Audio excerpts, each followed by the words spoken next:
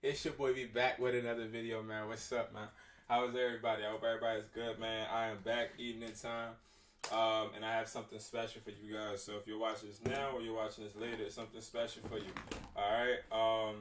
I'm gonna be calling my guy Andrew. We're gonna be talking about something that I think I wanted to first bring him on the platform because he's had some things going on that I think a lot of people may have experienced or had to deal with. And it's important for us as a community, as the hustler community, to make sure that we are helping each other. So I'm going to give him a ring on Discord. I'm going to see if he answers. He should answer. And we're going to go from there. All right. Got a lot of direct messages. I ain't know, but I ain't even gonna lie. Alright. Let's give him a call, guys. Let's give him a call. Let's give him a call.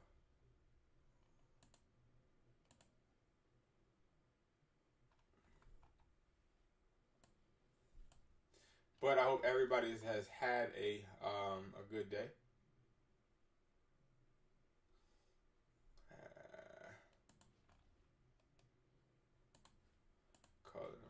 Now, oh, this screen looks weird. Why does the screen look like this? What the heck did I just do? Anyway, okay. So I'll let him know I'm calling him. And we'll go from there. Old channel. Just called you. But anyway, so just a follow up from this morning, guys. So we had some interesting things happen this morning. So if you watch this morning's, if you watch this morning's live, you will see. Okay, hold on. Let me give you a call, Andrew. I don't know why it ain't work the first time. Hold up.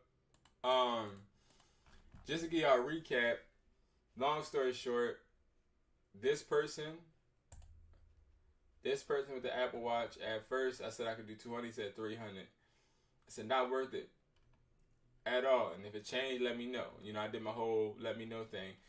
He ended up conceding and wanting to meet, but I just didn't respond yet because I'm not sure if I want it. But that's money on the table. That's an easy $50. Why am I not seeing him? Because he's talking this rubbish, talking about what if I misplaced the charger. You misplaced the charger. It wasn't new. This person right here, he said I could do 400 today. I wouldn't buy it for 400. My offer would be 350. Just look at how I let him know exactly what I'm willing to do and moved on. You know what I mean? That's how we got to approach it. Hello. Random. Yes, sir. I hear you. I was sitting around waiting on live on Discord. I thought we were gonna do it. So. Oh, yeah. No. Cause I can't. I went live on YouTube instead. No, I mean I was gonna call you on here because I know. No worries. We were able to connect this way, so it still works. Yeah, my fault. I don't know if you saw me on chat there saying, "Hey, live on Discord," and then I saw that you had a missed call, so I was like, "Oh, okay, I'll reach out to him." Oh, yeah, I don't know why, but I guess I get a few messages on here. I'm in a couple chats, so I guess it doesn't send me everything. Oh, you said that in that live chat. You're saying the live chat channel. I'm trying to see where. Yeah, on Discord for the Yeah, Discord server. Yeah, yeah. Okay. Got you. Yeah, but we are here now. So number for one, sure. what I wanted to first ask you is what ended up happening Oh, with. I was able to pick up that 14 plus, by the way. So thank you for your assistance on that. Good. That's good to hear, man. That's really good to hear. Now, um, for those that are watching the YouTube, there is a new thing that I want everybody to start checking. I honestly have not been able to put out the video where I showed this, but I think I did. I might have. I can't remember. But there is a way that a buyer notified me that a phone, particularly a eSIM device, can have some issues, and we not know. The IMEI checker won't tell you. You can look at the phone, and it won't tell you. It is a command you have to basically do on the phone that shows you a IMEI pop-up, and that IMEI pop-up. Yeah, I'm super happy you filled me in on that because I bought it. I Yeah. looked it up on SickW and everything looked legit. And it's an Xfinity phone, so I know how to unlock it. But the fact that it has that broadband issue, like you filled me in, I was like, oh no, I got to talk to Brandon. Yeah, and it's star pound 06 pound. I did go over this on live before, guys. I think I did. It was sometime this week. But anyway, you want to put that I command want to say in. about 3 or 4 days ago. It wasn't long ago. Yeah. And you want to put that command in, and it should pop up the IMEI of your device. If it doesn't pop up, then that phone may have an eSIM broadband issue. Now, it's not guaranteed. It's not anything concrete because I'm not an Apple specialist. So I can't tell you guys that is what that issue is. But what I can tell you is that stopped me from selling around 6 phones. So all in one. Refresh my memory on that, Brandon. What'd you pick those up for, and what were they? So I picked up iPhone 14 Plus, 6. I think it was 8 of them total.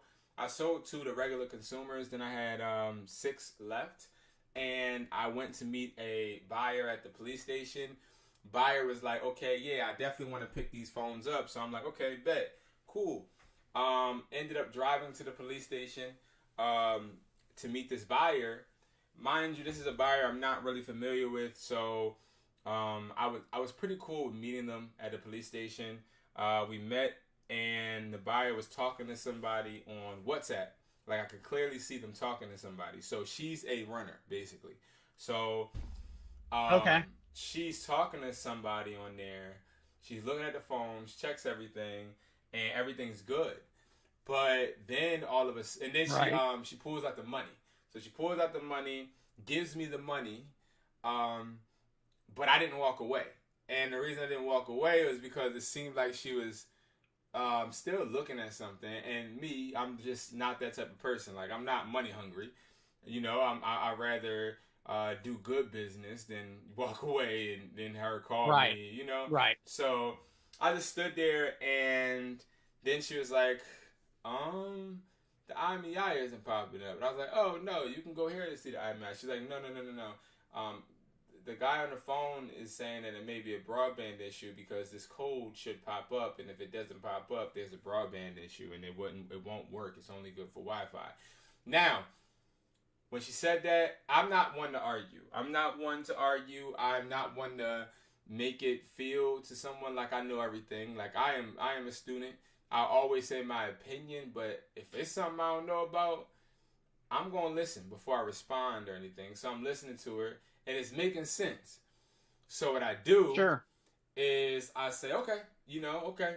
So she's like, I can offer you $250 each phone. Mind you, I paid $340 for each phone. And she's like, well, I can give you $250. I said, no, I wouldn't be able to do that. And she said, okay. So I walked away, not knowing or thinking anything really of it, but I thought like, okay, this is just a deduction tactic for this person. So I'm like, all right, whatever. So I go home, I do some more investigating. So what I did was, start doing some digging. Yeah, I did some digging on my own phones, and I started putting in that code on all my phones, and every phone the code popped up on, except for this one. I even did it on some of yours. So when I did that, and I'm like, wow, everything is popping up. Why is this phone's not popping up? And then I just like, you know what? It must be something. I don't know if it's a broadband, but I'm going to make sure that there's some sort of legitimacy to what she said anyway. Yeah. Yeah, and even if it isn't, there's no way for me to test it to really know, honestly. It's not like I have the capability to activate service. So, that's a deduction that you definitely got to watch out for, and that you... Now listen, even if it isn't a issue, right? How much did you get the phone for? I ended up getting it for $200. $200. An iPhone 14 plus, right? 14 plus. Wow. Yeah. Wow. So. Yeah, and I know according to the price, I know according to the price list, it goes for $330, I guess. Yeah, and this is new or used? This is used. So, and you said you're gonna unlock it? Yeah, I have an ability to unlock Xfinity phones. So you said it's a 14. The original plan. The original plan was the original plan, of course, was if I'm able to, even if I'm unable to unlock it, I'll be able to sell it for $330, basically. Yeah.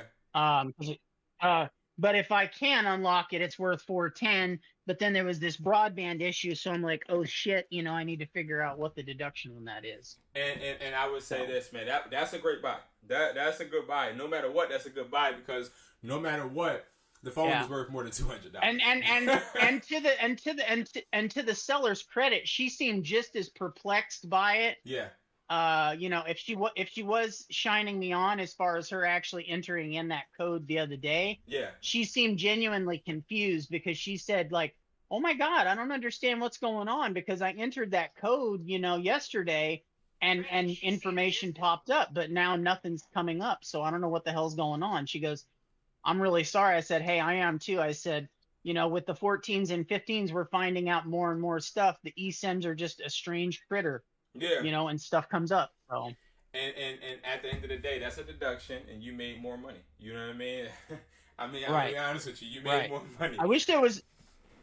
Right, like you said, I wish there was a way we could be able to test it. You know what I mean? But like you said, it's a risk factor. So. But I'll tell you this, and this comes with the phone game.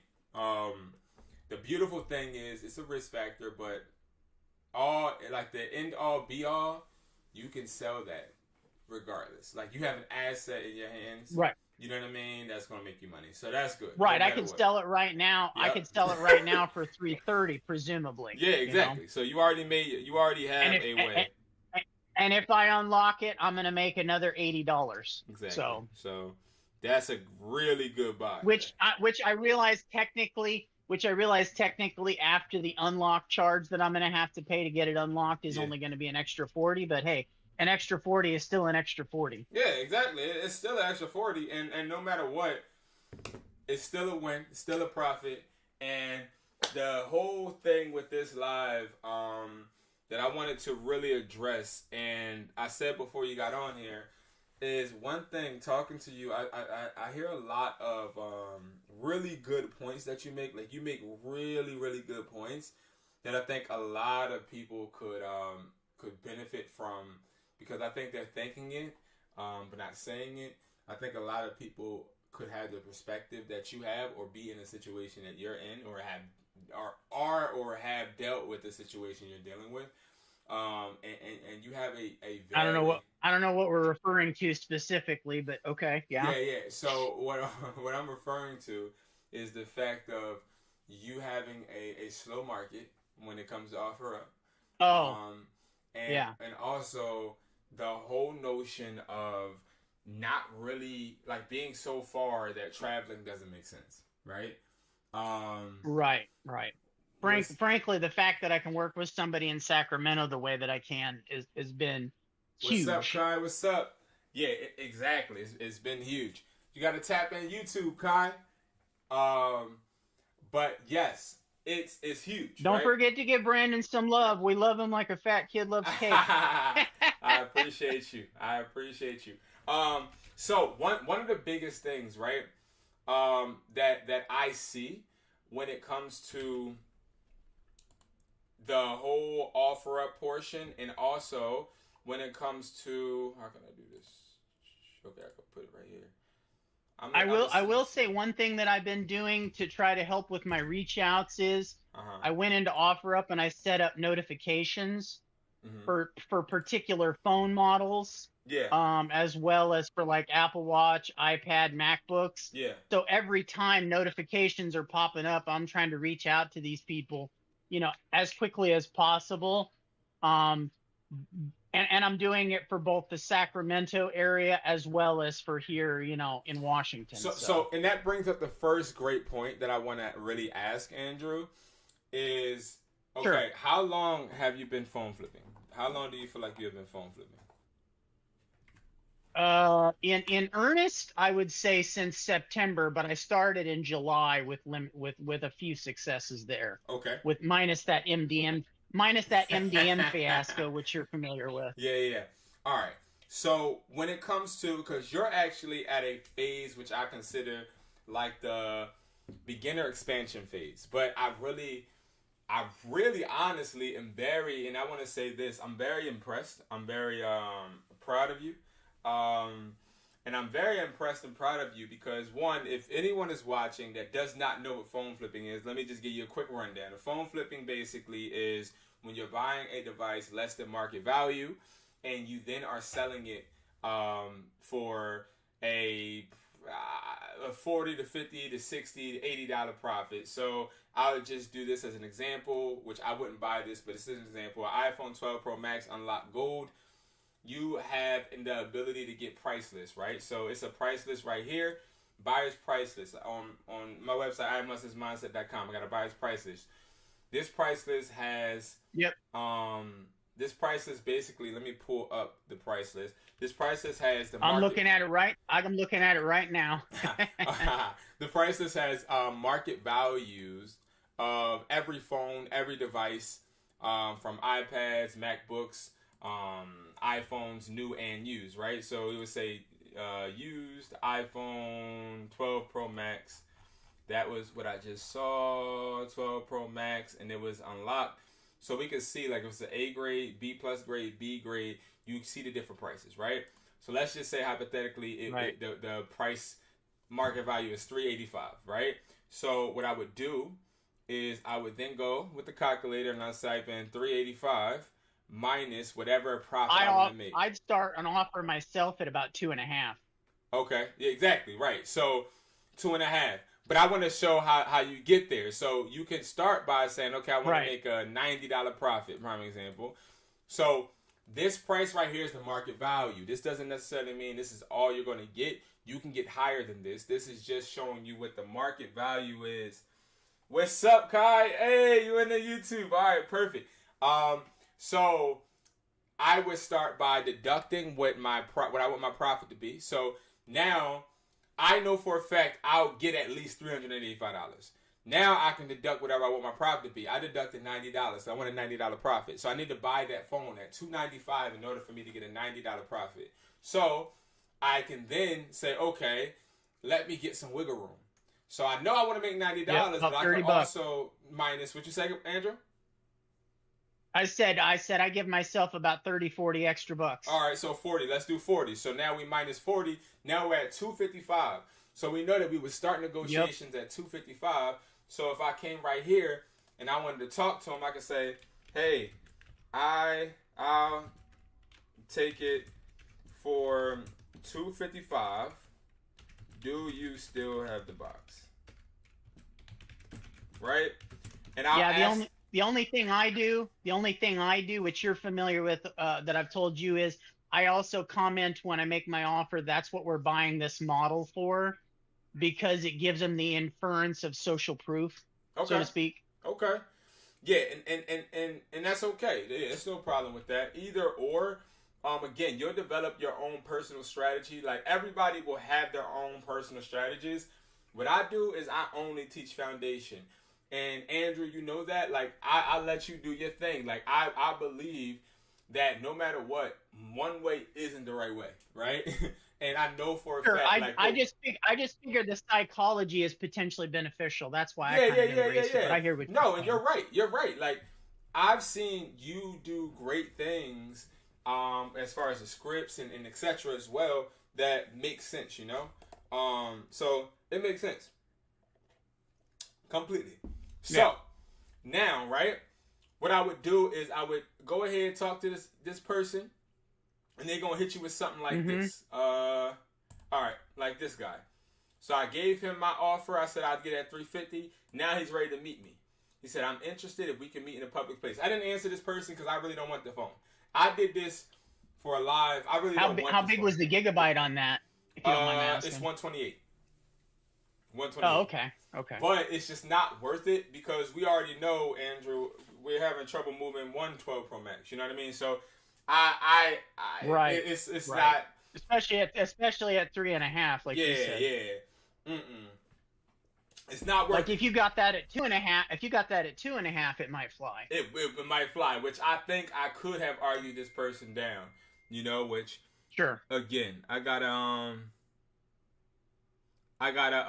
just chalk that up and move on. But that is phone flipping in a nutshell. Okay, now also everybody watching, including you, Andrew. Now I've been trying to do this and fit this in my schedule. It was so hard during the holiday. And just with this whole, it's a lot, okay? It's just a lot, you know, with kids and holidays. It's so hard because it's like you got to help them enjoy the holidays and everything too, right? But I will be having a live class every week, and it's just a regular live class. It's not going to cost you anything. And if it does cost you something, it's going to be something minute. I do at some point want to have it to where people secure their spots. If you need financial help, hit me up. But at the end of the day, I'm doing these classes to where I'm informing people of how to do certain things, like wholesaling was this week. I'm gonna do another wholesale class where I show you guys how to wholesale electronics. We were going over things like this wireless charger, this MagSafe case, this magnetic charger. On that subject, one of the things. Oh, I'm sorry. Go ahead, I was going to say on that subject, one of the things I wanted to do was I had some money come in. I'm going to pick up a wholesale box, and I'm going to go up to the Tacoma Olympia area and reach out to all the small-time cell phone stores in that area and try to wholesale from the box directly. Yep. Because I know that they don't necessarily have suppliers. And while I'm at it, I'm going to see if they'd potentially work with me as a drop location. You feel me? Yeah. And here's the thing. That's literally what we were talking about this week. Guys, it's a bigger picture with phone flipping and wholesaling and resale. I mean, wholesaling and electronic retail. What I mean by that is, guys, Andrew is utilizing people he knows in different states to actually pick up phones for him. And he's orchestrating them, the deals, of course. And he's just having an organized meetup, has the person in another state pick up the phone and then ship the phone and sell it. Like it's that's how you start, right? Everybody wants to know, yo, this phone flipping crap, how do I make enough money for me to be able to I don't want to say live on. What I want to say for you to be able to have another income stream. One thing you'll never hear from me is bullshit, right? And one thing I'm not going to do is I'm not going to sell a dream. And I created a video today where I went more in depth on why, you know, That's what we love about you, Brandon. No bullshit. Yeah, none, right? And I don't want to make... I made a video today, and I said in this video, the reason why I don't really show too much financials, I'll show spreadsheets, but I won't show financials in certain aspects because I know what it did to me. What it did to me is it made me buy something in hopes that that was me, right? And when I didn't see that success, I quit. And can you unpack that a little bit if you don't mind my asking? Yeah, yep. So prime example, we all saw drop shipping videos. I'm sure everybody watching has seen a drop shipping video to where you watch you watch the video and then you see a Shopify and the person made $100,000 maybe in that week or that month or whatever they say, right? And they show you that in your head mentally, when you see that, you think to yourself, wow, that's a lot of money, right? And the type of person I am, I'm a very competitive person. I'm also a person that wants to always figure out how to become better. But also, I use things that I see as a measuring stick, personally. And what I do is I try in my personal work, whether it's my phone store, whether it's a website or something, I do not look at my competition in a certain way. Like, I don't look at them and stare at what they have, because what happens is I start to then visualize my destination or where I want to be more than I focus on the journey it would take to get there. And what I see when I watch these videos at the age of 19 of people drop shipping, what I felt was, what? I'm about to be rich. I'm about to make this money. I'm about to do the exact steps this person said so I can get the money he got, right? That's not how it works, because everybody has a different hustle. Everybody has a different circumstance. And honestly, the real reason and the real way you become wealthy is by going through your failures, by going through your low points, right? Because everybody has a story and not everybody is meant to actually flip phones. But flipping phones can be that area that teaches you, oh, so this is how I manage my money, or oh, this is how I negotiate, and that will then propel you to your next destination in life, to where it is destinations that get you to your main point, wherever you really are meant to be. But if you're focused on somebody else's success and then basing the stuff that you need to do off of that person's, you're going to end up going down a rabbit hole that's deterring you from where you're meant to be.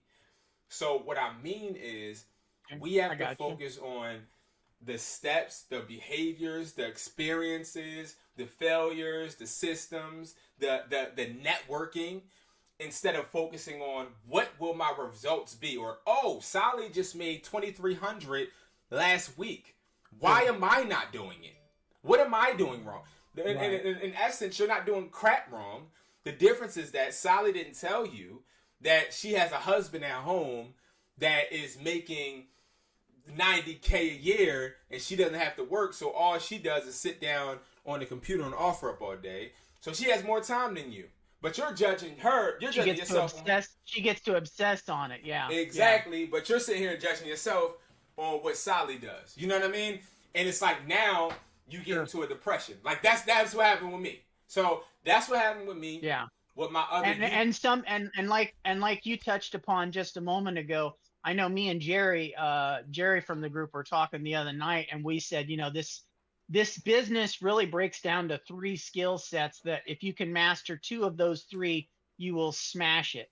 The first, of course, is negotiating and sales. The second is networking with people and making connections. And the third is finding a way to systematize the more time-consuming aspects of this business. Yeah. If you can figure those 2 of those 3 things out, you will kick some butt. You will kick ass, and that's true. And yeah, what that is, I think it's so beautiful, right? This process, as far as product reselling, whether you're trying to sell electronics, which is one of the easiest things I've ever done in my life. I've been doing this. Right. I've been selling electronics before I was flipping phones. I got money to flip phones from selling electronics. Like, flipping electronics, I think, is one of the best things any human being that is a hustler can do. Because once you have this in your hand, like prime example, when I went to my accountant and I go do my taxes, the first thing my accountant asked me to do, if anybody watching this has an accountant, you know this is what they want you to come with. They want you to come with a spreadsheet. And they want you to come with a spreadsheet of all your profits, your losses, and your inventory. Now, when I first came to my accountant, first met him, he asked me, he said, how much do you have in inventory? And I said, like, what do you mean? And he's like, how much money do you have in assets at your stores, at your home, wherever you keep your stuff at? And I was like, I don't know. And he was like, well, you need to find that out. And it's so important. Right. Because when I started to realize that these are assets and this is actually inventory, when prime example, let's say I spend all my money on phones and I don't have no more liquid money. Like I have no dollar bills, okay? Right? So let's say I have no dollar bills, but all I have is some crusty, dusty charges, okay?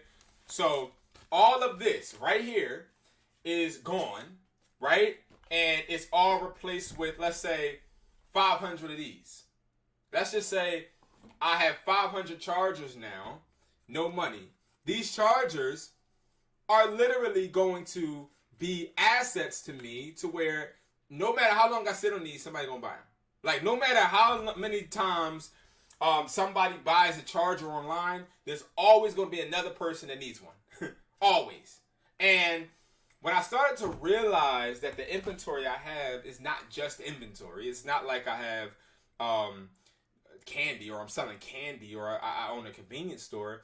I literally have necessities. It's still a good. Exactly. I have goods that people need, and that is where I think the hustle started with me. Like, that's how my journey started. Like, I started to understand that I supply the demand. And that's where I sort of kind of started and built up my money so I can actually start flipping phones. And it's sort of kind of the same thing with phone flipping. Like, once you have phones, but the thing about phones is phones do depreciate. The thing about chargers, right? They don't. Right. So yeah, it's a lot more time sensitive with phones. You're not wrong there for sure. I mean, yeah. We just seen with 12 and 13 Pro Maxes recently. We did. And that's where we have to realize if you're looking to make money. I know my guy Kai, I'm not sure if Kai is on here. I have a guy, this is my guy. Knew him for a while, and I told him the concept of flipping phones, but not everything. Because I'm the type of person, you know me, I want you to succeed, right? So I'm always going to give you insight on something that I have. Like, if I have something that can make you money, I'm not going to make you do it, right? I'm not going to shove it in your face, but I'll say, hey, I got this way to make money. That's the type of friend I am. And you're going to enable them. You're not going to herd them. Yeah. Yeah. I exactly. Like, I'm not going to force nobody to hustle, because when you force people to hustle, they never do it. Right. Right. But when you like you said though, having the Discord of people around you, you see that, and it instills in you the want to do the same, because you're like, well, shit, if they can do it, so can I. So can I. And you can see that, oh, such and such is consistent, so why can't I? Like, in this Discord, I see this guy Homelander. Oh yeah. Every day. That dude kicks butt. Right? Kicks butt. And you want to know something? Shout out to Homelander. One thing I will say is, when you see somebody being that consistent and you really have that hustle in you, you automatically pop up and you like, all right, I got to do something. You know what I mean? And that's like, and you feel like a slacker if you're not keeping that level. Yeah, exactly. Like, and I don't know if that's everybody though, because I have met some lazy ass people. I've met some people that say they want to be successful but don't see them do nothing. But I think there's a different behavior in some people, to where they want something so bad that they understand that they're not always going to be motivated to do it, but they understand that the desire to consistently improve is so strong that no matter what their will is, they're going to override it at all costs, right? Right. And Well, that's where, like I've told you before, you know, with what my family lost, yeah, you know, in the past, my goal is to rebuild it. yeah, And you know, I'm 46 years old, and I've had 3 cardiac surgeries, so I don't have a lot of time for me left. But you know, I don't have time on my side. But God damn it, I got 20 years or so, and I'm gonna push hard until I'm done. exactly. And saying that, that's exactly, I think, that's your why, right? That's exactly my why. I want to teach my children so that you know that they can build something like a Rockefeller Foundation trust for themselves, so that each Exactly. successive generation becomes greater and greater, more successful. Give them the tools, but also build it in a framework to where they're not, you know, trust fund babies, but they have the tools if they take advantage of them to build better things for themselves. Exactly. And I think that's an awesome why. And that's one of the things I think a lot of people need to have. They need a why. And it's not a lot of people that have a why, to be honest. If So you don't if you don't have that when the times get rough, it's hard to keep going.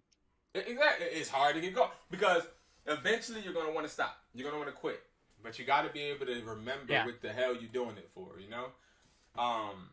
So absolutely. on that note, right? I want to first say phone flipping is not dead, but I think phone flipping can die.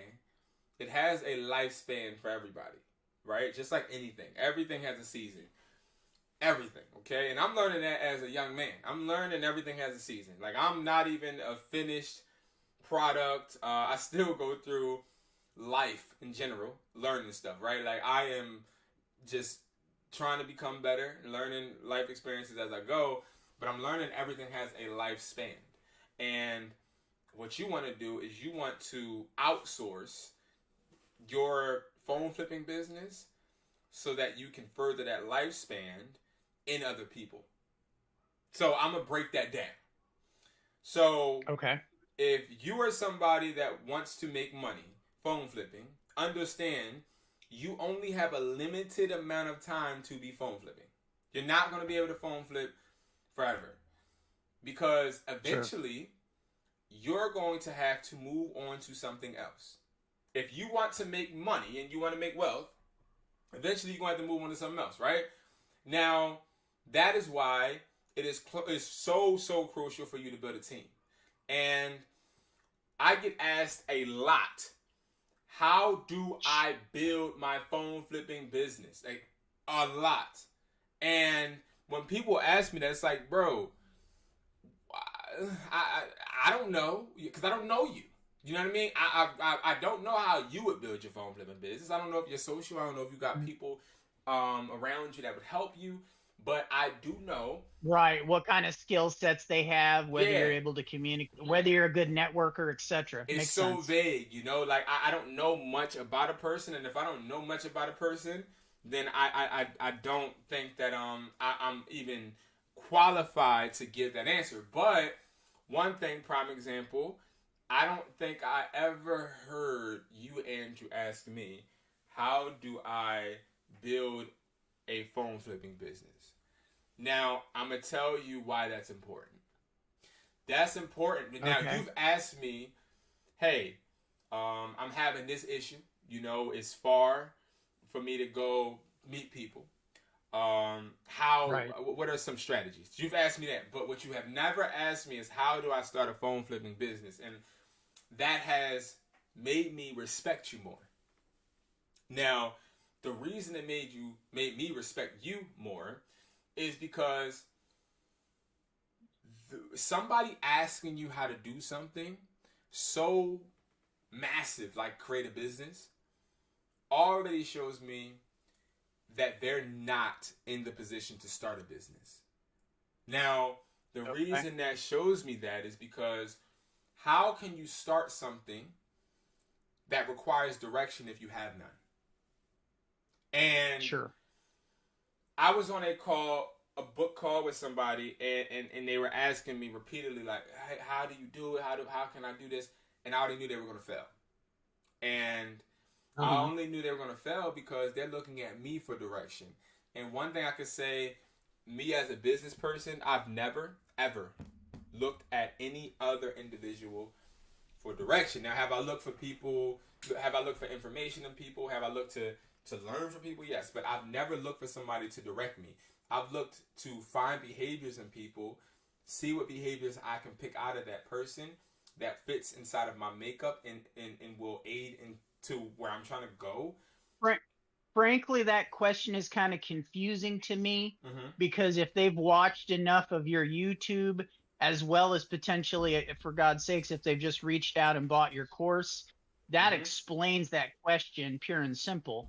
So if they haven't even taken the steps to do that, like you said, there's no direction. And you want to know? I personally am a fantastic networker, so that's never been a weakness for me.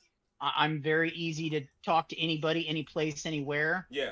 The big things that I've been asking you about is, like I said, logistics, negotiation tactics, and systematizing things. And you want to know the next question he asked me? The next question he asked me, what's after that? I broke down to him how I started my business. He said, well, okay, I'll never forget this. He said, so, all right, I brought a course from another phone flipper on YouTube. Now, do you have a course? And I asked him, I said, so you brought a course already from somebody, and you just want to buy mine? He's like, yeah. And I'm like, anytime, like I'm saying, wallet out, card ready, everything, right? And I said, mind you, while I'm talking to him, I'm literally selling a phone. So, like, I'm in and out of the conversation because I'm actually meeting with somebody selling a phone while talking to him. And I think that's intriguing him. But it was because on my book calls, it may say 30 minutes, it may say an hour, but I usually stay on the phone until, everybody gets what they need, just out of respect. Oh, yeah. I know you're solid about that. No problems there for sure. But, so I'm talking to this person. He's like, all right, so, could you send me a link to your course? I want to get it now. And he was explaining to me how he had got a course from another phone flipper. And I was like, well, what did you learn from them? And he was like, just the simple logistics. I'm like, well, you're going to learn simple logistics from anybody's course or from anybody. You know what I mean? And what that showed me is what a lot of people are. And the reason I'm bringing this up is because a lot of people are people that will just spend money because it makes them feel productive. But they'll spend that money. Analysis paralysis. Yeah. They'll spend that money. They'll buy that course. I will confess, I have actually purchased multiple phone flipping courses, but I will say that I think each time that I bought that course, each person had something to add to it that the other course hadn't. Yeah. Like for you, I've learned a tremendous amount about negotiation tactics and insights when I'm looking at ads or postings online and interpreting things about it, etc. So yeah, and that's great, and I do think that you can do that, and I think buying courses gives you a solid control. It gives you control over the time frame that you can nitpick off of things from others that you can put into your game. I get it. Right. Completely agree. Right. But now let me ask you this. Honest answer. Sure. Out of all the phone courses you got, could you have got that information yourself? Probably, but I do think it shortened my learning curve substantially. It sped up your time, right? Yeah. But you couldn't. And that's ultimately what we talked about before. Money shortens the learning span. Money does. Now, the reason I say you could have found that, right, by yourself, and of course, listen, everybody pays for something to shorten time. Like, let's not get it twisted. Let's everybody. Right. Something you pay in life time or we you all pay do. money, like you Yeah, said. always. Now, here's the thing. When it comes to these phone flipping courses, what it tells me, when the first thing you want to do after spending money on a call, get another course, it shows me that you want to be productive. You do. You want it. But you don't understand the fact that business, and I had to learn this, business is not about what you pay for. It's not. Business is honestly about what you seek, how you do your research, how you find your research, and how you interpret it. Now, buying courses, no problem. It speeds up your time. Now, let me say this. I got a nice little turkey, right? And I got a couple options, right? I could bake that turkey. It's going to take a while. Or I can go ahead and put that turkey in the microwave, and that turkey ain't going to be done. It's going to be nasty, soggy, probably going to get sick. Oh, Certain that things sounds awful. takes time to cook, right? But understand this. What if I don't want a turkey? I just want some, let's just say I want some fried chicken, right? I want some fried chicken. I go ahead and put that grease on, throw that chicken in 20 minutes, pull it out, eat it, right? But understand there's a difference in every single avenue. Reselling, you don't need to ever buy a course to resell. Phone flipping, you may need to buy a course, if anything, to speed up your learning curve. But I'm going to tell you something. Once you buy a course and you get it from the right person, the course should never just come with them in a video or them in some type of setting that's not intimate. Let me tell you why. There's no damn way on earth you're going to learn anything from a video and be able to put it in your own life, like phone flipping, I'm saying, when it comes to so many different forms that you need. You need negotiation, networking. You need to know how to source it. You need to know a direct buyer. You need to know how you can sell locally. You need to know all of that. You cannot just get that out of one hour video or 2 hour video. What you need is you need a foundation, a place where you have other people that go through different problems, like the problem we just started this conversation with, the broadband issue. You need a community because phone flipping always changes. When you look at these courses, a lot of these courses aren't updated. A lot of these courses aren't updated every month. A lot of these courses, the prime example, Andrew, the phone prices just changed on us. We just had to flip. Strategies change every month, right? So it's like, what I'm trying to tell you guys is when it comes to phone flipping, be very careful before you buy anybody in a course, including mine. I want you guys, I don't care. Don't buy my course. I don't give a hell if you buy my course or not. What I want you guys to know is when you buy something, make sure it comes with something personal. Make sure it comes with a call. Make sure it comes with a sit down. Make sure it comes with something, with somebody that you're gaining a connection with. Because let me tell you something, Andrew. Right. If I'm Some spending sort of my bread, ongoing mentorship or group support. Yep. Because if I'm spending my bread, if I'm spending my money, Andrew, on something that somebody made 5 years ago, I'm learning old stuff, right? But I need to be able to be caught up to speed. And I say that because this person wanted to get my course, but I'm thinking to myself, you ain't that ain't really gonna help you right now. Because right now we having a problem with broadband issues, but that's not in the course. And that's why if you look on my website, what I did was, and this is months ago, but I was like, okay, if I'm gonna have a course, cool. Hypothetically, I will never be able to update this every month. So what I need to do is make sure every time somebody buys a phone flipping academy course, I have a 30-minute sit down with them after the course. Why? Right. Because just like I'm going to school or we send our kids to school, our kids not going to school learning what we learned back in the day when it comes to the same style, the same format. No, it all changes. And You just got to be very careful, really, really careful. And that's one thing that I'm starting to understand. Just as somebody in this field of teaching people how to do stuff, I'm starting to see a lot of people that teach a lot of different things. They're telling me like, yeah, I got a mentorship, but listen, my mentorship, I don't even talk to my people. I talk to them probably once a month. Like, because Brandon, you got to think about it. If you talk to all of your mentees every day or every week, that takes from you doing X, Y, and Z. And then I'm like, yeah, I get it, but where's the improvement? And they're like, that's the point. You don't want to speed up the improvement. You want to drag it along. And that's what these people are saying. That's the whole point of the mentorship, though. The whole point of the mentorship is to help people grow. They're committing the Grant Cardone syndrome. Exactly. Not to sit there and put a carrot in front of somebody and make them chase it. Right? Do you know how tired I am sometimes? I have about 12 mentees in different time zones, and I have to talk to them, right?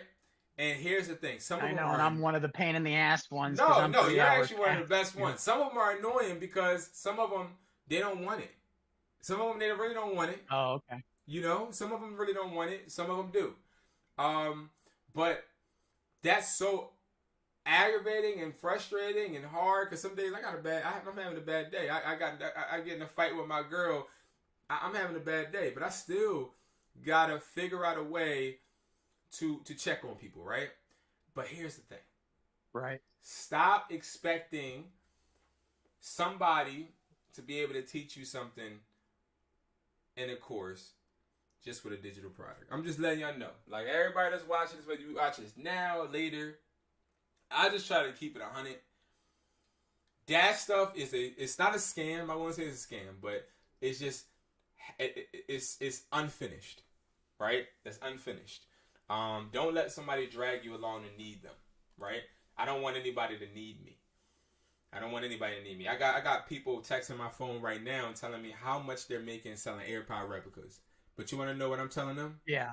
I'm telling them, save your money because I don't want you to keep selling it. Build something else. Figure something else out. Yeah. Yup. And Andrew, you know that because I say that all the time.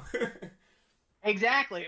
And like I've said to you, Brandon, sometime in the next 2, 3, 4 years, I'd like to be doing something bigger with you. Yeah, exactly. Working together on something. Exactly. And that brings me to another point. A lot of people that I work with, I have business with. Like, one guy I just met this guy. Probably 2 days ago. Sold him my iPhone 14. I sold him the iPhone 14 Plus that had that broadband issue. Sold it to him. He brought it, and we were talking. He owns a store in Trenton, which is not too far in Delaware, which is not too far from Philadelphia. And now we planning on working, and basically he's gonna get products from me and put them in the store and there, etc. But here's the thing. Cool. So you found a good store. You guys found a good location for wholesaling some of your electronics. Exactly. That's and then that's cool. It helped him. It helped me. And cool. But that's how you grow your business, guys. You grow your business. That's a win-win. Yeah. By literally connecting. If you're gonna pay money, make sure when you pay that money, it comes with some type of connection, some type of relationship. That's what you do. Don't buy no course that doesn't come with a relationship. Because if the course just comes with information, that information could be generic as hell. That information could be written by AI. I'm literally telling y'all the secret to where every automated phone flipper, anybody that's selling digital products, I'm telling you right now, all it is people. It's less heart in it. It's less heart in it. That's why you got to. I got to tell you a short story that kind of makes me laugh to reinforce what you're saying. Go ahead. I was on Facebook and I had another phone sell guy, who educates people, reach out to me and say, hey, are you interested in learning about phone reselling? Mm-hmm. And he said, we have a beginner's course for blah. Yeah. We have a free course, where it can teach you the basics, or we have a paid course where it goes, over everything from A to Z. Mm-hmm. And I kind of chuckled to myself and I was like, actually, I'm pretty good on knowing how the business works, I said, what I will tell you is, how are you finding leads for phone sales? Because if you have some sort of resource there, I'm interested in that. Right. But as far as educating me about phone flipping, I'm copacetic there. And he said, oh, okay, well, yeah, I can hook you up there. And I actually got hooked up to a guy who's been helping me with Facebook ads, and I've been getting consistent leads there. So that connection helped me with getting leads, Yep. especially in a more passive automated fashion, as well as doing reach outs, of course. Yeah. But I didn't need another course. I mean, I've already studied a couple, so I'm like, I seriously doubt that you're going to add much more, Value to the picture, much value, etc. Yeah. Yeah, and that's where it's like, I'm telling you, and I had to learn. If you want me to be honest with you guys, I'm trying to think. I've never in my life brought a course. I don't think I've never in my life brought a course. So and I wish I did. No, I'm in a course now, but that doesn't count. I'm in a business course with Temple University, but I'm saying I never brought an online course. I remember moving to really? No, I've never. Wow. I remember moving to Philadelphia from New Jersey. My mom kicked me out because she was very disappointed I didn't want to go to college. So she kicked me out or whatever. I was in Wake Up Now too, by the way, in case I hadn't mentioned that before. Oh yeah? Okay. Shit. When you told me that, I was like, oh, I remember that. Yeah. So I moved to Philly, and I remember I wanted to start a business, but I had one big problem. The one big problem I had this imagination. I knew what I wanted to do. I wanted to create a website and do everything, but I did not know how to create any type of flyer. I didn't know how to do any of that, right? Or video edit, anything. Believe it or not, y'all probably can't tell because of my videos, but I used to actually edit videos for people.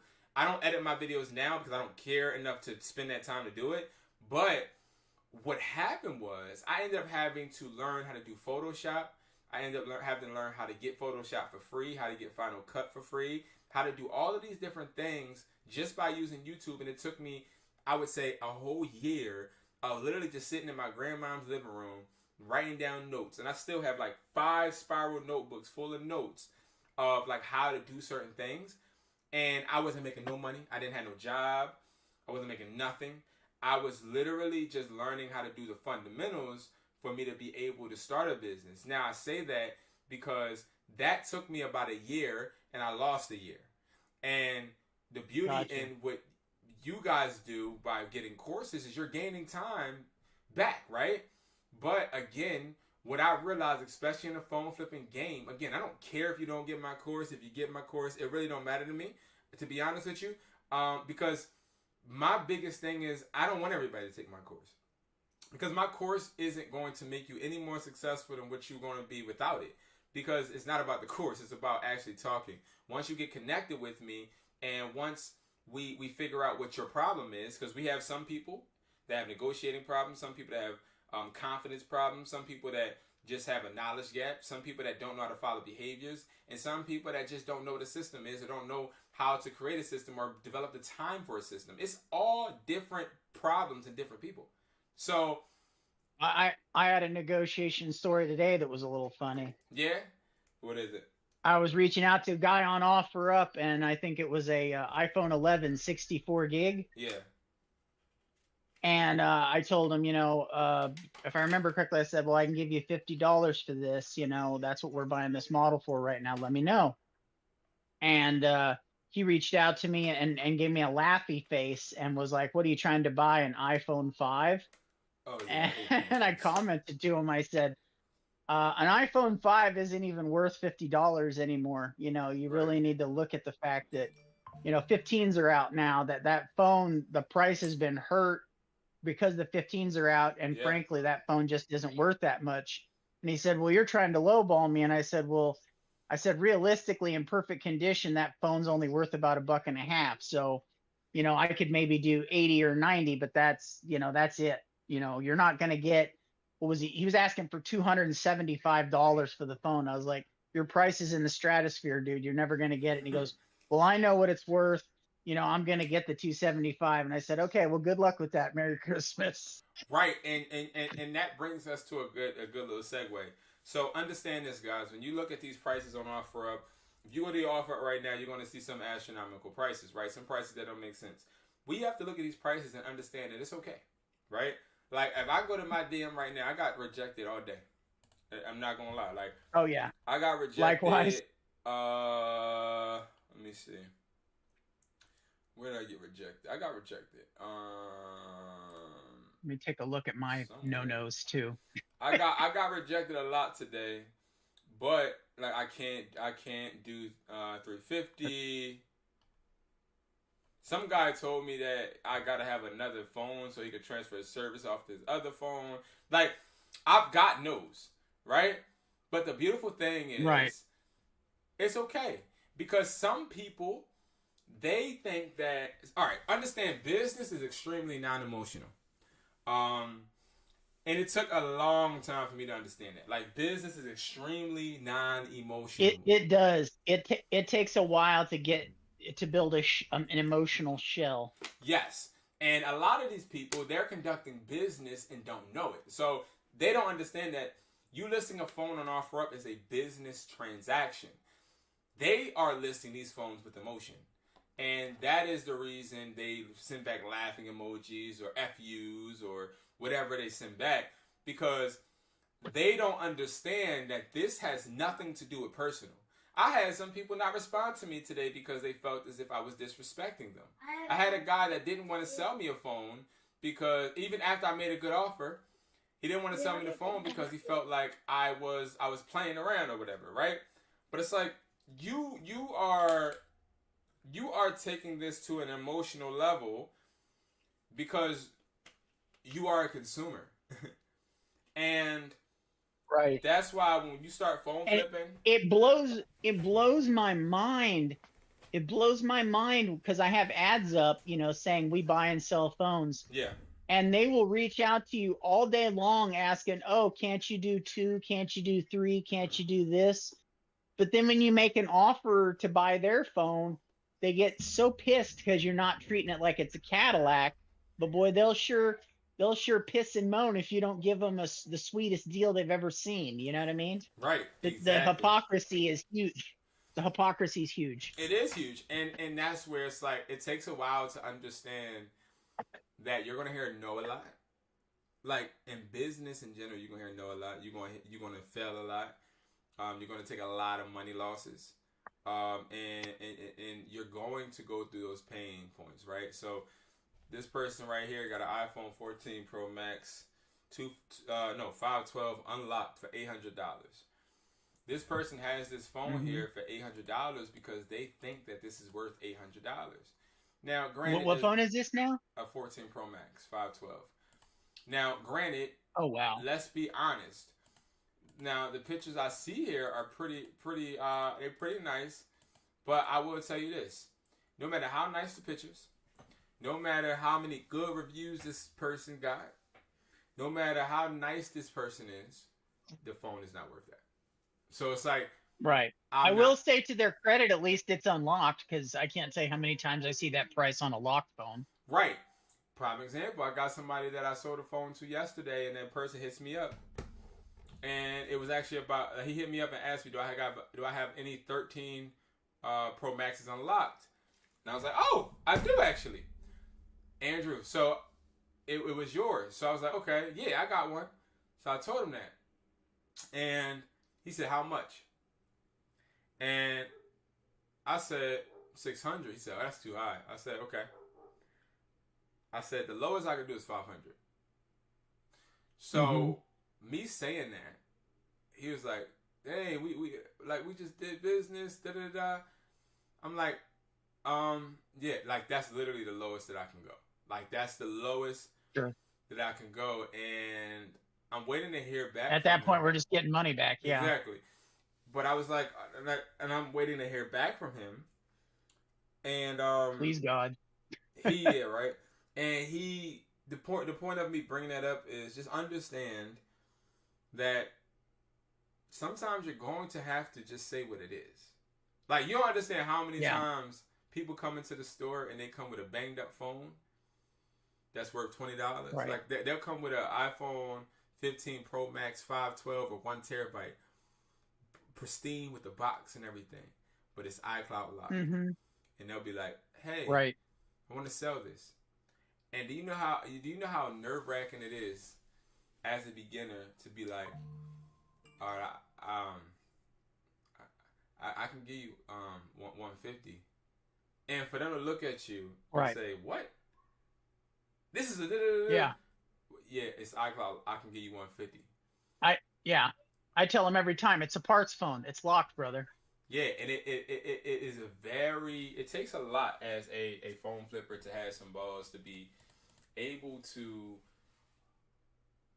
keep the main thing and leave emotion out of it. And that's why a lot of people are doing bad when it comes to phone flipping. Like I've heard you say, at some point you got to kind of you got to internalize a I don't give a damn attitude, or it'll tear you up. It will tear you up. You'll lose money. You'll lose money. Like you'll just lose money. And that's something that everybody's going to learn eventually. Even the people that are saying, okay, in my area, phones are going for this and phones are going for that, and I can't do this. So speaking of that, what I want to do, I will say on that note that doing it for 30 to 60 days, you start to build a residual armor to where you do in fact stop giving a damn. But you got to push through that, because if you don't get comfortable with not giving a damn, like you said, it'll tear you up. It will tear you up. Now, give me a zip code so I can pull up the area.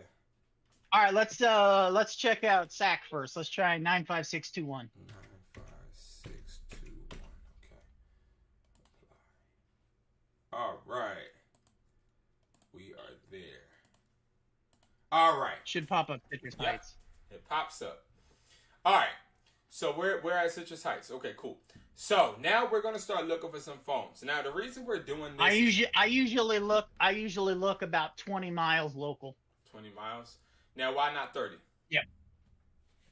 Because once you look at 30, it starts getting way far away, and people generally, in my experience, have not been willing to commute that distance.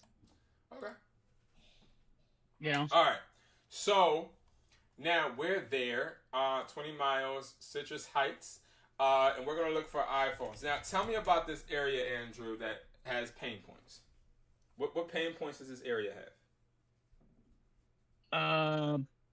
The only pain points for me is... As far as, like, when we were talking about, prime example, is this the area you were saying they have, like, high-priced phones and they're not willing to come down? They do seem to have some inflated values. And my mistake. It's on the 19th. They do seem to have some inflated values. Sorry, my son interrupting. No, you're fine. And as well as they can also have a slow amount of listings some days. I would say probably are the price point, or the pain points, excuse me. Okay. All right, perfect. So now, prime example. Okay, I see an iPhone. I usually personally search for the 11s, the 12s, the 13s, the 14s, and the 15s. So do you ever just type iPhone in? I just type iPhone 11 and break it up into segments, so to speak. With my OCD brain, it just helps me keep things a little more organized in that respect. I hope that makes sense. No, it does. So I see an iPhone 11 for $120, right? And it says for That's sale. not too bad. iPhone 11, 64 gigabyte, works perfectly. It was 2 hours ago. Has broken screen, but works very well. Now, when I see this right, and this person say it has a broken screen, and this screen, if I look at it, this screen still comes on. You can still see. Now, let me make this clear to everybody. If you are buying a phone and you are starting with, let's just say, you're starting with $200. You're starting with $200, and you want to be able to flip the bread. What you need to do is you need to buy broken phones. Now, this is the steps that you need to take as somebody that is starting to flip phones and you do not have a lot of capital to work with. You need to first understand that you need to do one crucial step before even thinking about offering or flipping. You need to build your network. So let me tell you something, guys. Before anything, understand the less money you have to work with, the more network you need. Okay? So, and vice versa. The more money you have, the less network you need. The reason why you need less network is because you can pay people to do things. They don't need to be your network. You can just pay and outsource. But as somebody leverage, leverage, right? As somebody just starting out, what you need to do, and this goes for all of my guys out there in the Discord world, everybody that I've heard and have been DMing me saying, "Oh, well, do you think that this is a good price? Do you think that this is a good price?" To all of my people out there paying $200 for iPhone 11, or people paying a bunch of money for iPhone 12s or whatever, let me tell you something. You go here and you say, not just iPhone, I want you to say cracked screen, right? iPhone, right? Personally, if it's unlocked with a cracked screen, I'd be offering about 60, 70. Yeah. Cracked screen iPhone. Right? Now, if I see a phone which conveniently, to reference one of your earlier lives, is about $50 to $70 cheaper than what they're asking for, so it computes. Right, okay. Now, when you're looking at these phones, that when you're in the cracked screen area, it's important to not do one thing. First of all, I need to go back and I need to express what I was just talking about. You need to build your network. So that everybody out there that's watching this now or later, what I mean by you need to build your network is you need to get your behind up and you need to go to your phone, go on Google, type in screen repair. That's all I want you to do. Type in screen repair.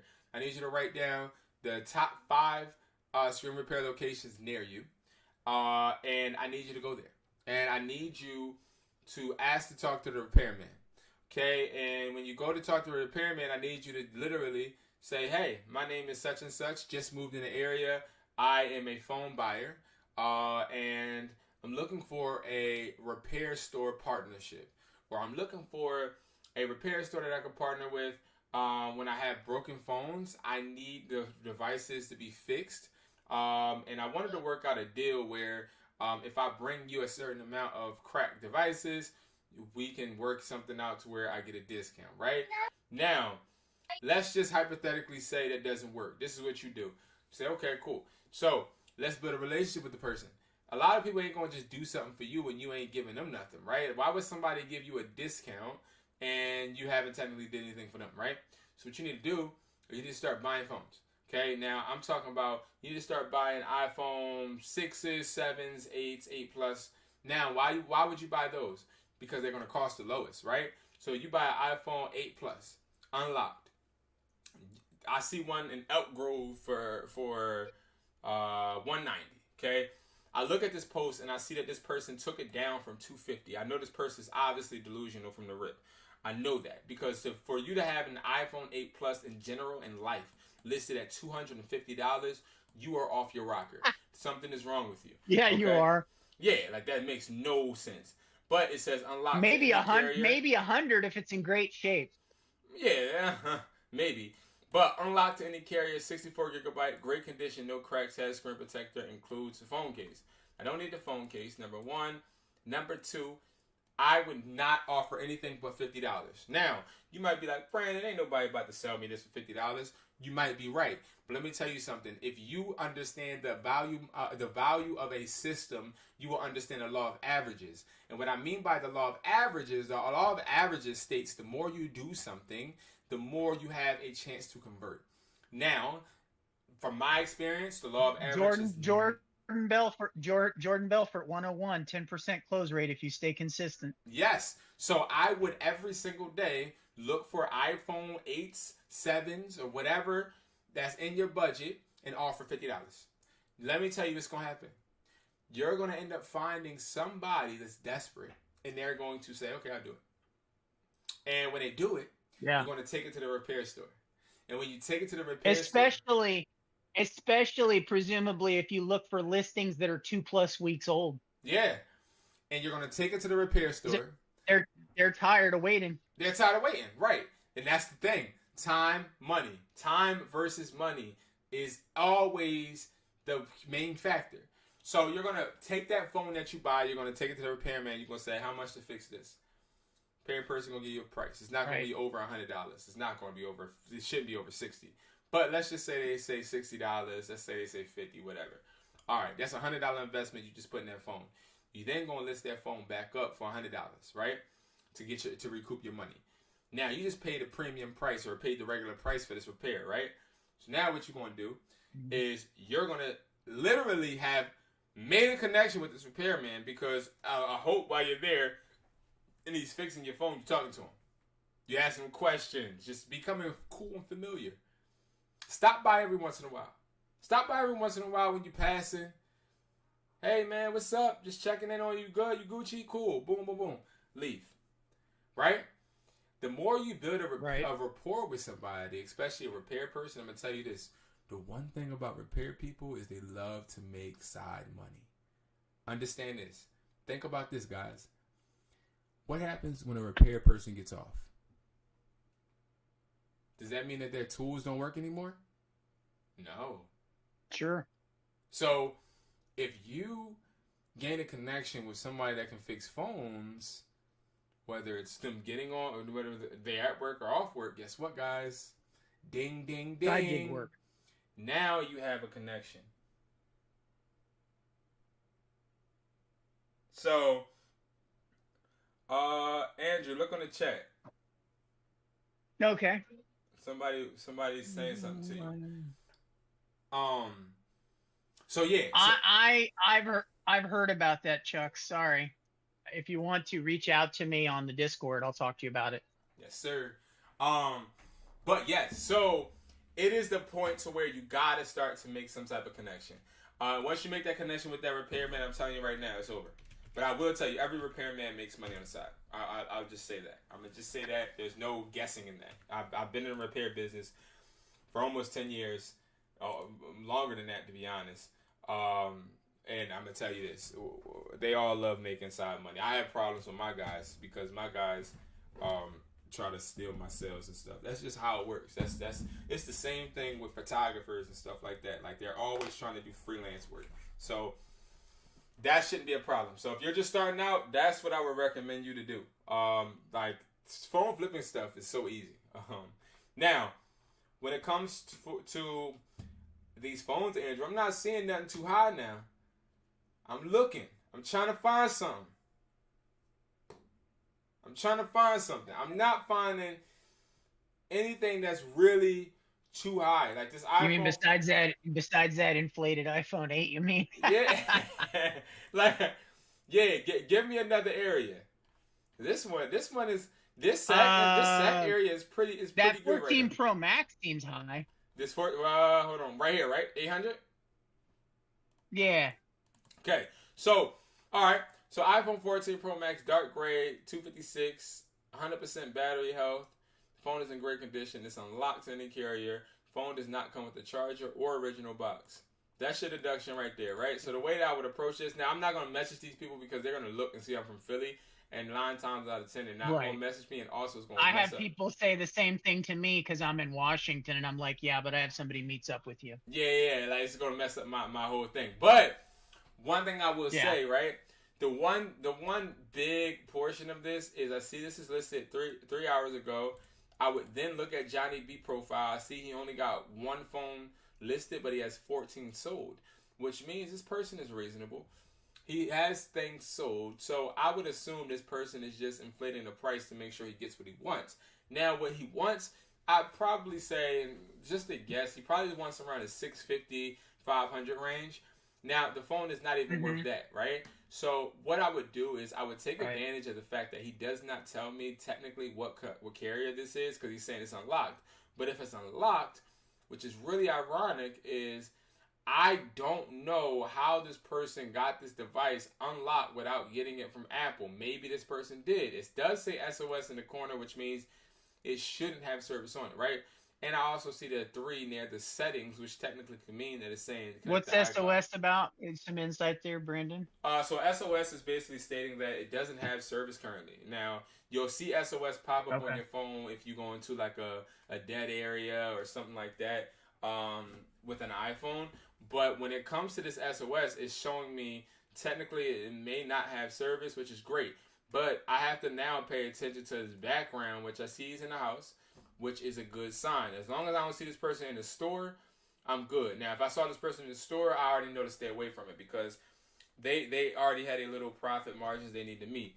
But having 100% battery life shows me this device is rarely used. It's a 256. Let's actually see what we could offer, right? So an iPhone 14 Pro Max, a 256, definitely a great beat.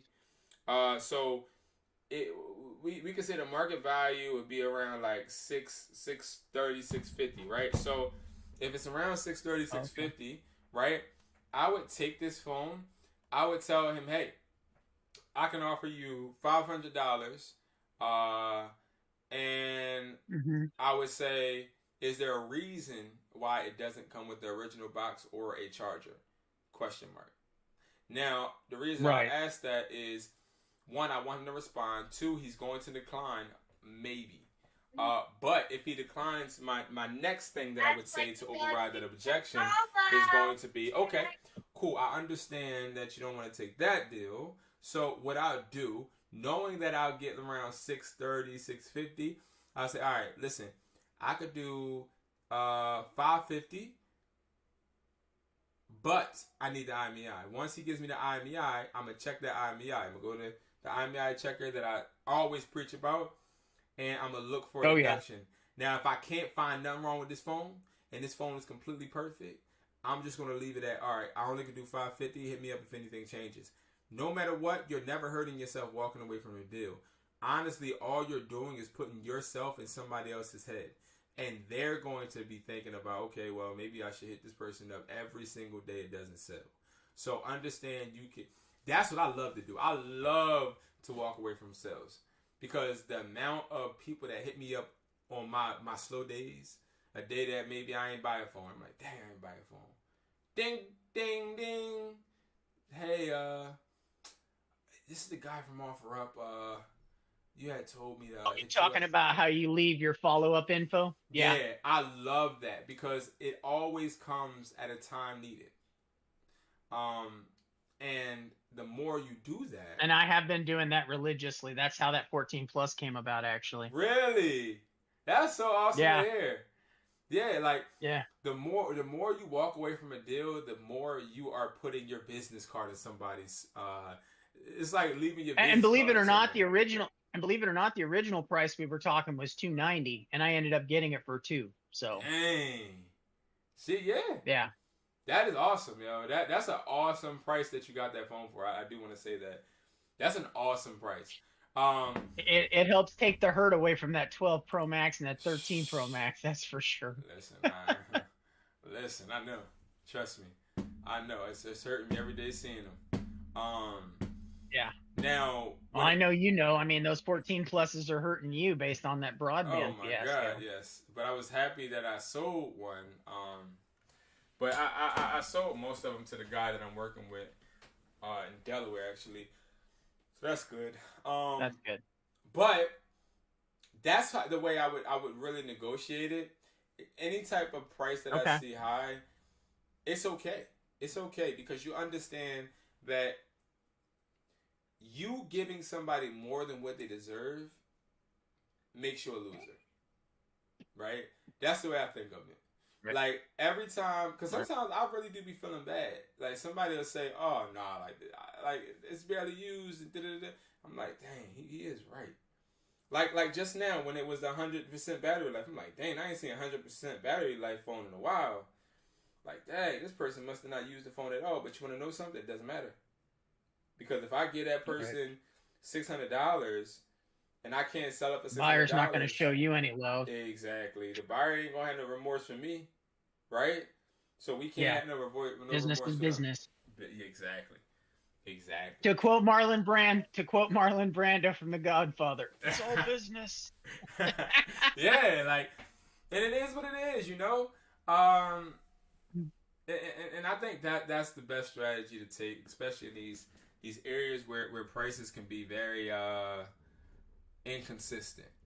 You know, very Yeah. inconsistent. It's been frustrating in the month of December, because of number one, that major price adjustment, as we both know, with the Black Friday fiascos. Yep. And I'm just trying to get to a point. Like, I would be personally ecstatic if I could average, somewhere between 10 and 20 phones per week. And at this point, I'm still, like you said, I'm trying to work out systems to facilitate having that kind of consistency, because on a good week right now, I'm probably pulling 1 to 3 phones, and that's nice extra money, but it's not enough, you know. And that's so true. And speaking of that, right? Let me ask you this, Andrew, because you got Sure. way more experience in life than me. I got what now? Way more experience in life than I do, right? So I want to ask you something. Okay.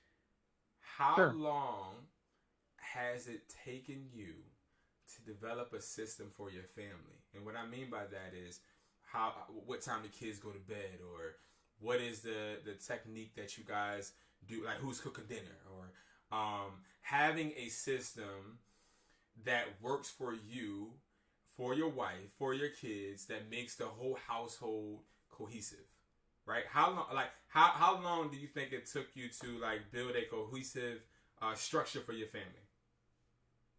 Oh God, I'm still working on that. Let's be honest. Yeah. Me too. I will say, as far as stuff like cooking dinner, etc., we tend to divvy up stuff. Yeah. In that respect, Teamwork. kind of divide and conquer. Yeah. Yeah. As far as nighttime for the kids, I mean, I'll be honest, I got a 10 and 11-year-old. I fight with them every night.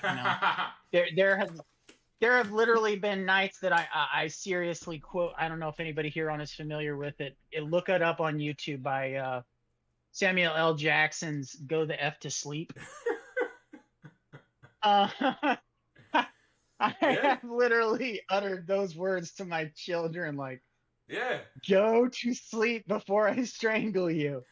The other thing that I do as far as the system, so to speak, is my son, who's like hyper energy and on the spectrum, I give him an herbal tea, which makes him sleepy. And I give it to him about 15 to 20 minutes before I'm trying to get him to drag his little butt into bed.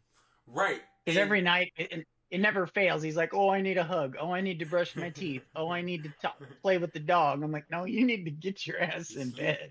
Right. And the reason I bring that up is because a lot of us, right, we forget that business is just another extension of our life, right? And I have a family, and I'm still learning the system that works for everyone. Because everybody, remember, has different needs. And right now, my system could be failing completely. And I just got to go back and strategize. But the point of the matter is that no matter what, guys, the system is going to take a minute. It could take a year. It could take months. But understand, Andrew, prime example, you, for a good example, you are developing a system. It may not be what you want currently, but nevertheless, right. It is a system. And I think for you to get to that main goal of wanting to be able to have 10 to 20 phones, right? I think you're on pace. I don't think that you're behind. I'd say that.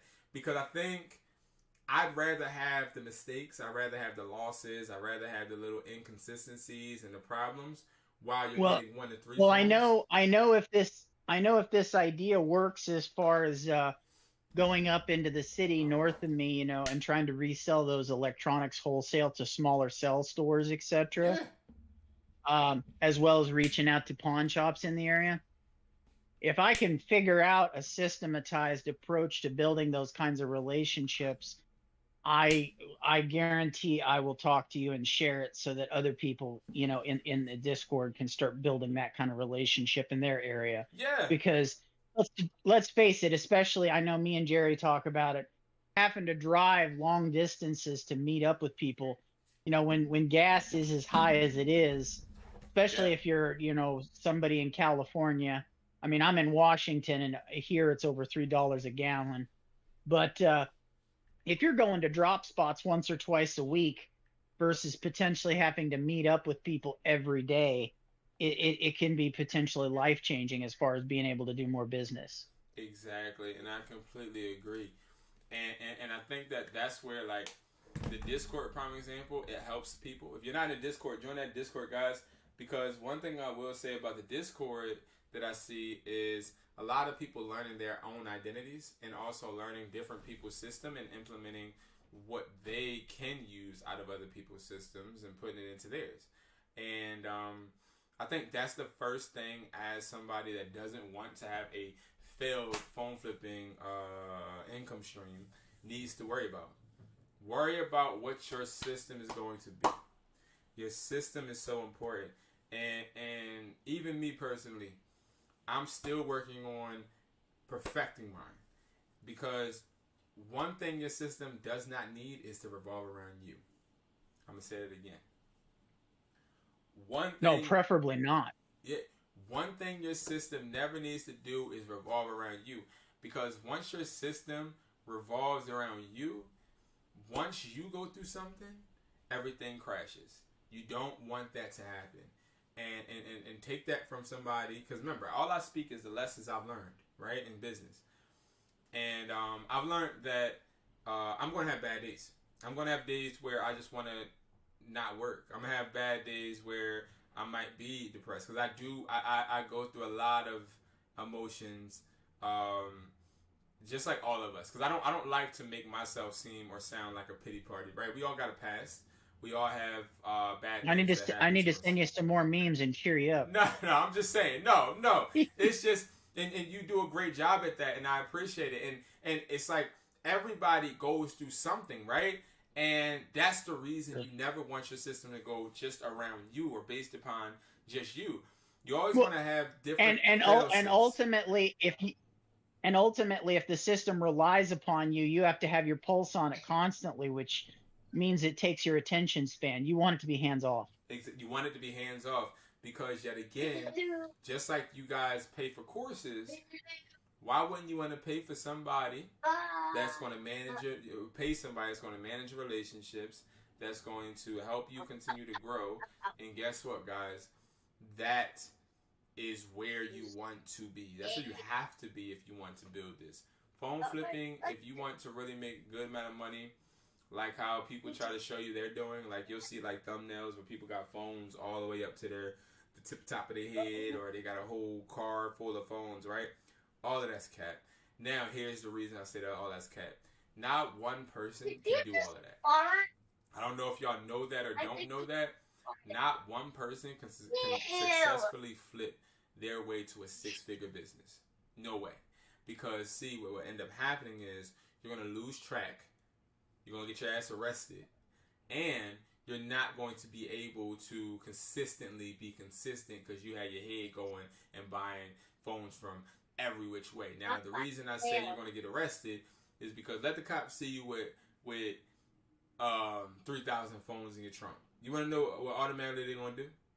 They're going to automatically be like, what the heck is going on here? Can you get out the car, sir? That's what's going to happen. Yeah. It's just...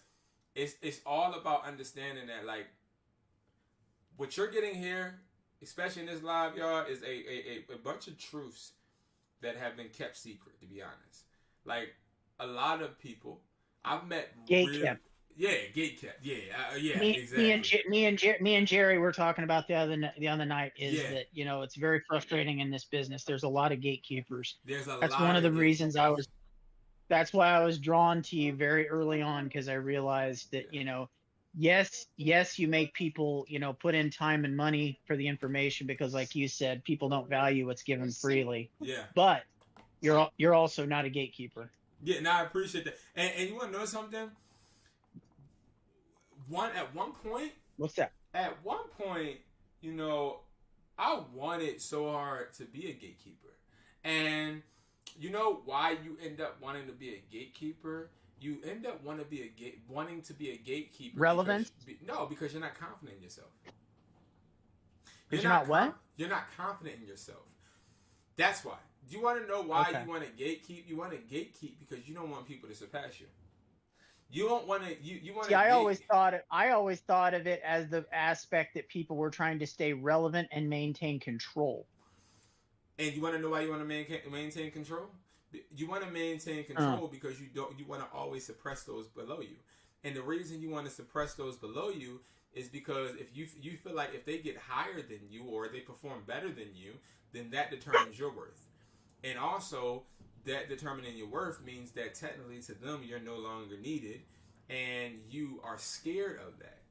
But see, what happened was with me. I think of it though as when people climb up to your level. Now the two of you can climb higher together And work together. And that's what I want to do with you. Yeah, exactly. And don't get me wrong, Andrew. I feel the same way. Like that's what I'm saying. Like that's where my head is, right?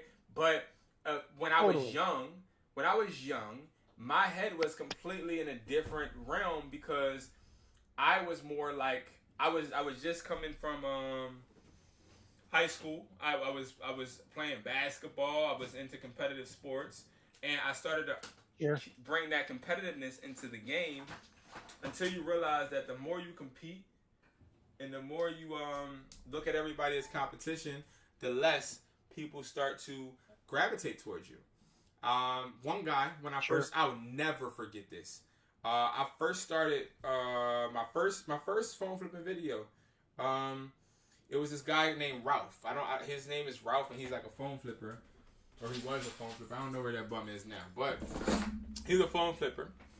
And you're not happen to talk about a guy who has a YouTube channel called Big Ralph, are you? I am.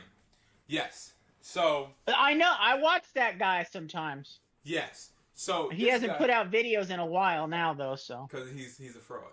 But nevertheless, so what happens, right? What happened was I started phone flipping, and everybody, by the time, if you know me and you watch my videos, you know how I operate.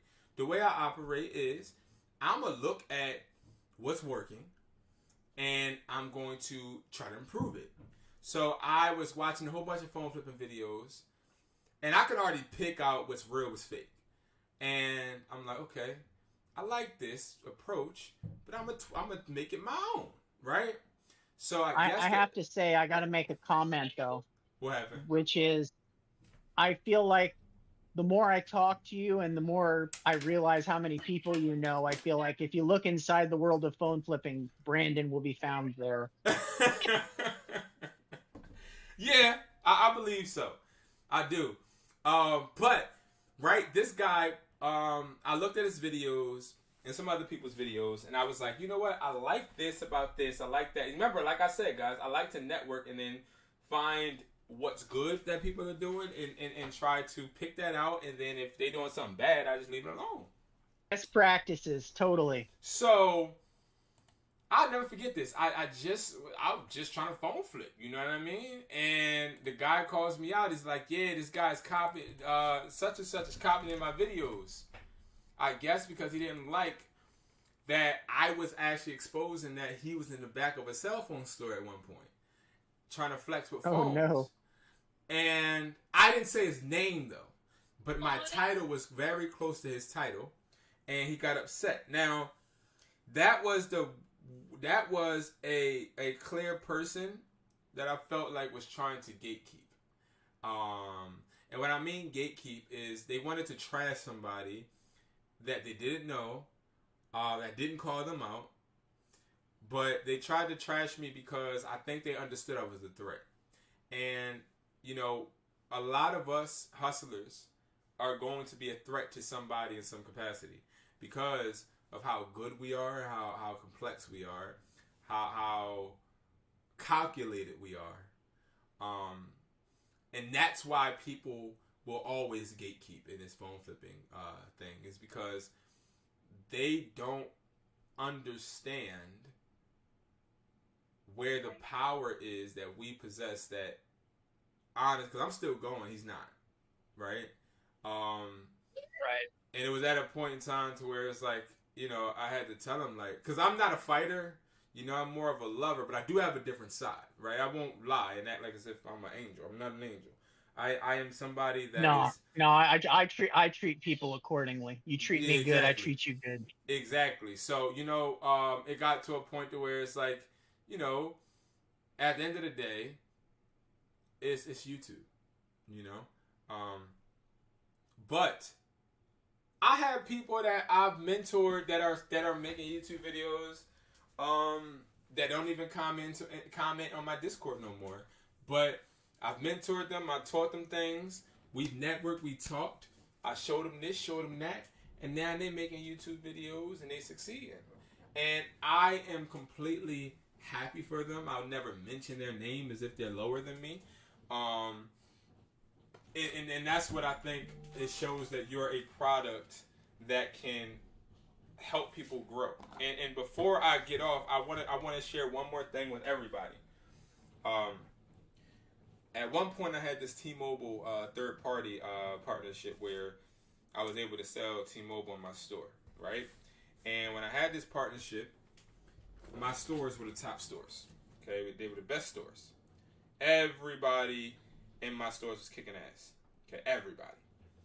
So the regional manager came in, and the regional manager said to me, he said, "Brandon," I said, "What's up, man?"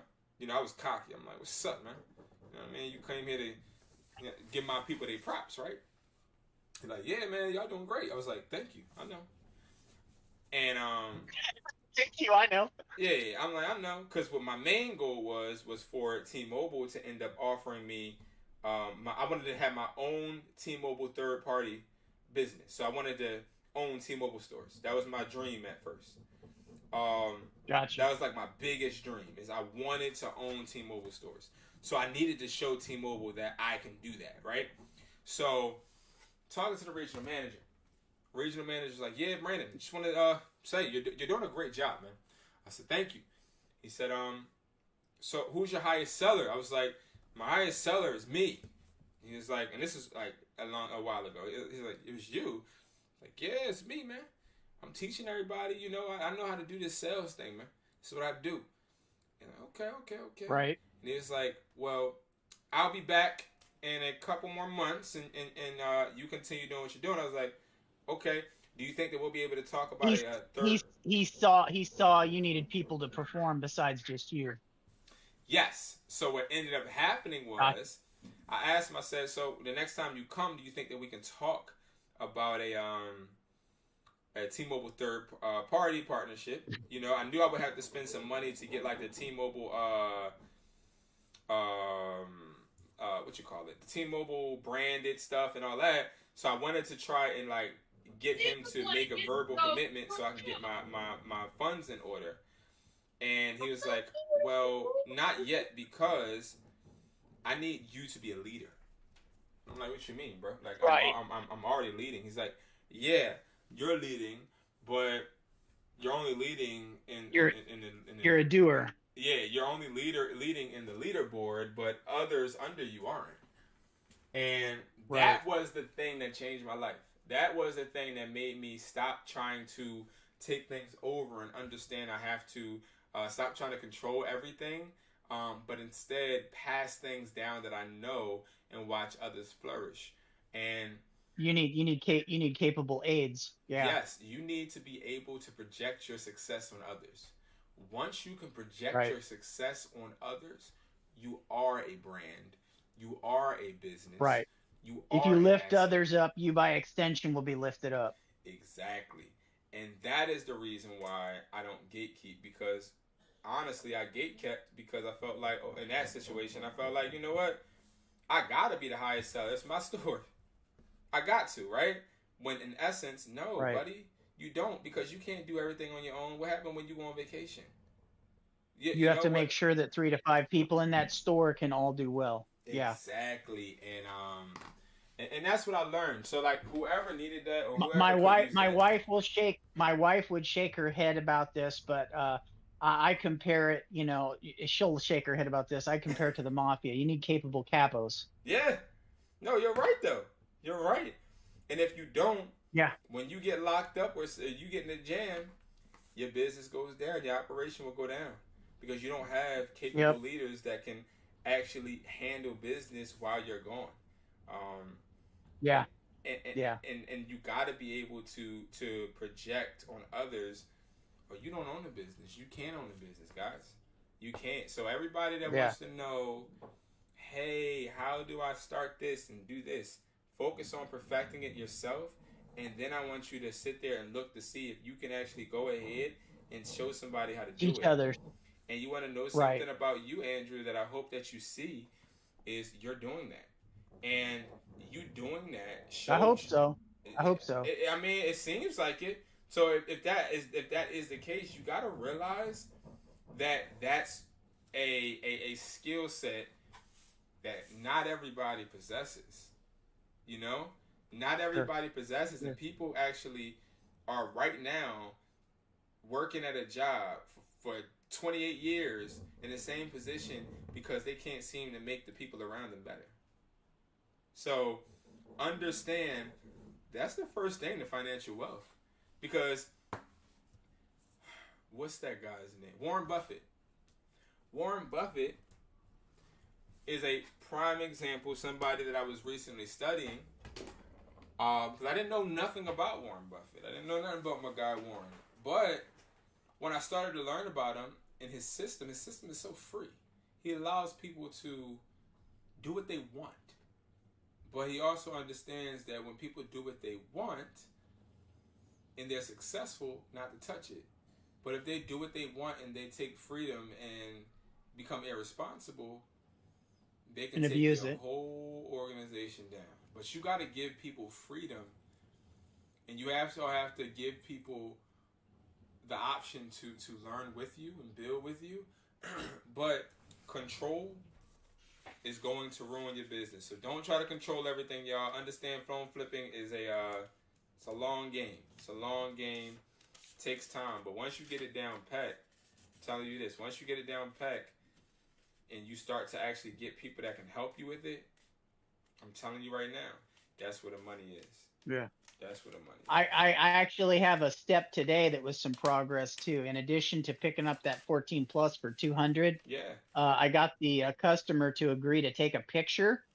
Ooh. So I'm going to build a Facebook business page down there affiliated with Sacramento so I can start building social proof for the business. Yep. And once you start building social proof, people will start flocking even more, because what is one thing that people gravitate to the most? Social proof. People love social proof. That's how you build trust. Once you have trust, yeah, they know it's not bullshit. They know it's not bullshit, and word of mouth is very important. Very important. Absolutely. So that's awesome. An awesome idea. And guys, it's only up from here. I'm telling y'all. So I think that this was a very great live. I think a lot of jewels have been dropped in this live. I think a lot of. Oh yeah, I would say some of the stuff we covered. This has been one of the best lives that I've. Yeah. I think this. Not that all of your lives aren't great, but some shine more than others even. Yeah, like I think that this one is a very informative one. A very. That's sad, guys. 2 likes. There needs to be at least 20. Oh yeah, Come on. And that's one thing I was saying this morning. But one thing I do realize is people like the video once they watch it. So once they watch it on the replay, I guess. So show some love, guys. Show some love, y'all. Because again, it takes a lot of time to do this, and I think that the information we're giving you, honestly, it's something that a lot of people wouldn't give you. That I'm sure a lot of you guys. I'll leave it alone. But I think that a lot of people will love this information, and I think the love will come. It will come. It will come. Mommy, can I come out? But about to get off of here because I need to get kids situated, and it's almost bedtime. So I appreciate it. Hey, I wanted to reach out. reach out to me tomorrow if you get a chance, Brandon. I wanted to discuss something that maybe we could work on together. Oh yes, sir. Yes, sir. So yeah, we'll do that. We'll reach out and talk tomorrow. Then sounds great with me. Sounds good. All right, guys. You guys have a good one. You take care. Make money work for you. And remember, I got y'all back like a bra strap. And I'll see you guys in the next video. Thank you so much, Andrew. I appreciate it a lot. And I'll talk to you soon as well.